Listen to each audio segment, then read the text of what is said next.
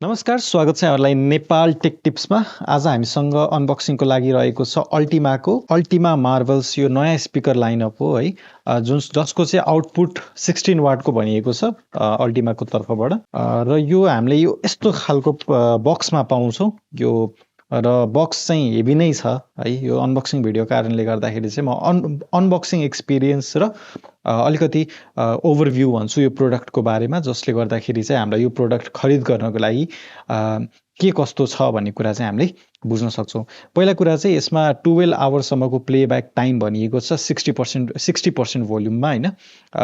र त्यसपछि IPX5 जुन चाहिँ अलिकति लाइट स्प्ल्यासेस प्रुफ हुनसक्छ। यसो कोक फ्यान्टा पोख्यो भने पनि पार्टी गर्दाखेरि नबिग्रिने खालको। त्यसपछि भोइस एसिस्टेन्ट छ, बिल्ट इन माइक छ, जस कारणले तपाईँले चाहिँ कलहरू रिसिभ अथवा यसो कलमा कुराकानी चाहिँ गर्न सक्नुहुन्छ र सिरीहरूसँग गुगल एसिस्टेन्टहरूसँग बोल्न सक्नुहुन्छ है त। त्यसपछि एलइडी RGB एलइडी पनि दिएको छ। त्यसपछि TWS फिचर छ। यस्तै खालको सिमिलर तपाईँसँग दुईवटा स्पिकर छ भने तपाईँले त्यसलाई पेयर गरेर स्टेरियो मोडमा सुन्न सक्नुहुन्छ। त्यसपछि 16 वाटको आउटपुट भइहाल्यो। त्यसपछि ब्लुटुथ 5.3, यसमा अक्स पनि आउँछ, अक्स स्लट पनि छ र त्यसपछि TF कार्ड यानि कि तपाईँहरूले SD कार्ड पनि युज गर्न सक्नुहुन्छ। अब यसलाई अनबक्सिङ गरेर हेरिहालौँ कस्तो छ भित्र, हामीले के पाउँछौँ भनेर। यसो बक्स खोल्दाखेरि चाहिँ हामीले के पाउँछौँ भन्दाखेरि फर्स्टमा चाहिँ टपमा यो एउटा थर्मोकोल रहेको छ। थर्मोकोल होइन, यो फोम रहेको छ। त्यसपछि हामीले यहाँनिर ब्लुटुथ स्पिकर पाउँछौँ। यो चाहिँ दुईवटा कलरमा एभाइलेबल छ। यो चाहिँ मैले ब्लूमा लिएको छु, एकछिनमा म देखाउने छु। त्यसपछि हामीले यसमा के पाउँछौँ भन्दाखेरि एउटा यसको क्याटलग है। यसमा हामीसँग पावर ब्याङ्कहरू के प्रोडक्ट छ अल्टिमाको तर्फबाट, यो हामीले यहाँ क्याटलग पाउँछौँ एउटा। अर्को रहेको छ यो स्पिकरको म्यानुअल है, म्यानुअल गाइड। त्यसपछि हामीले 1 इयरको वारेन्टी कार्ड पनि पाउँछौँ। त्यसपछि आउँछ भित्र यहाँ एउटा जुन चाहिँ जसमा चाहिँ तारहरू दिएको छ। के तार छ एकचोटि हेरौँ है त। ओके, सो हामीले एउटा अक्स केबल पाउँछौँ। यसको क्वालिटी राम्रै छ for the price, not bad होइन।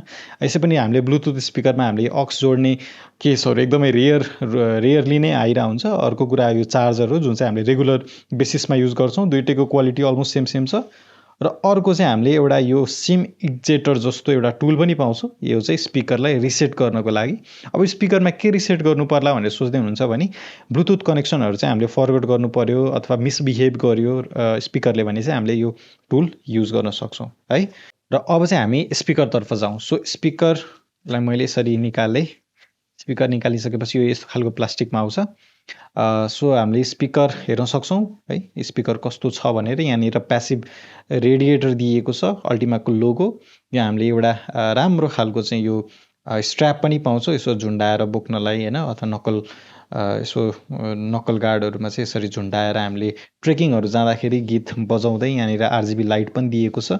यतापट्टि चाहिँ बटन्सहरू छ है, जस्तो power button, play button, volume up down अनि मोड्सहरू छ। एकचोटि म फ्रेम मिलाउँछु, हेर्छु। त्यसपछि यहाँनिर चाहिँ यसरी एरो दिएको छ। यसलाई हामीले यहाँ निकालिसकेपछि यहाँनिर के हेर्न सक्छौँ भन्दाखेरि टाइप C यसरी देखाउँछु है, जुन चाहिँ सुल्टो पनि हुन्छ। Type C, SD card, reset button र अक्स केबल पनि दिएको छ है त। सो यसलाई हामीले गऱ्यौँ भने अब क्वालिटी कस्तो छ त। प्लास्टिक मैले चाहिँ एक्सपेक्ट गरेको सफ्ट प्लास्टिक छ होला भन्ने एक्सपेक्ट गरेको थिएँ, तर हार्ड प्लास्टिक नै युज भएको छ। सफ्ट भएर अलिकति प्रिमियम फिल हुन्थ्यो होला। ओभरअलमा नट ब्याड होइन। मलाई त्यस्तो चिप चाहिँ लागेको छैन। एकचोटि यसलाई अब पेयर गरेर अन गरेर हेरौँ है त। सो अब यो बटन हामीले होल्ड गर्नुपर्ने हुन्छ। ओके, सो पावर अन भनिरहेको छ। यो एक्ज्याक्ट मोडल हामीले हेर्ने हो भने बोटको 352 प्रो सेम हो। सेम हामीले पावर अन गर्दाखेरि सेम टाइपको चाहिँ पावर अन भनेर भन्छ। सो एक्ज्याक्ट एउटै स्पिकर हो दुइटै। यसमा चाहिँ जस्ट के हो फरक भन्दाखेरि लोगो फरक हो, अरू सबै सेम हो। अनि अल्टिमाले चाहिँ 16 वाटको RMS क्लेम गर्छ भने बोटले चाहिँ 14 वाटको गर्छ।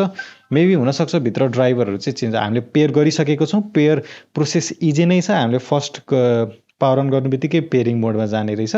हामीले प्ले गरिसकेको छौँ। एउटा म्युजिक सुनेर हेरौँ है त के कस्तो छ भनेर।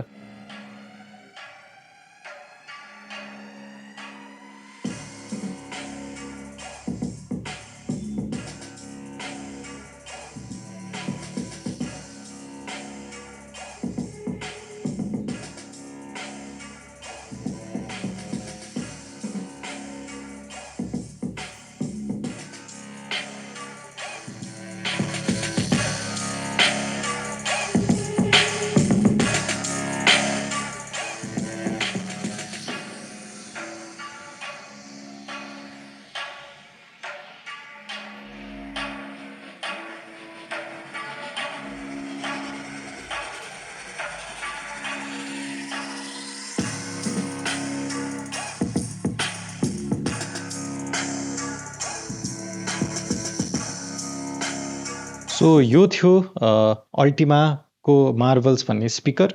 यसको हामीले अनबक्सिङ र सर्ट ओभरभ्यू हेरिसक्यो। अब साउन्डको तपाईँलाई ओपिनियन चाहिन्छ भने चाहिँ साउन्ड एकदमै राम्रो लाग्यो। भोल्युम पनि साइजको कम्पेयरमा एकदमै लाउड र राम्रो छ।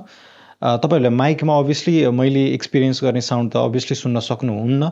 यो चाहिँ हाम्रो माइकको क्वालिटीदेखि लिएर तपाईँको अब युट्युब एल्गोरिदममा भिडियो कम्प्रेसन अडियो कम्प्रेसन हुने कारणले गर्दाखेरि तपाईँले ट्रु एक्सपिरियन्स चाहिँ पाउन सक्नुहुन्न। तर तपाईँले मेरो वर्ड्स नै लिनुपर्ने हुन्छ। अडियो क्वालिटी एकदमै राम्रो छ फर द प्राइस। मैले यो दसैँ अफरमा लिएको थिएँ।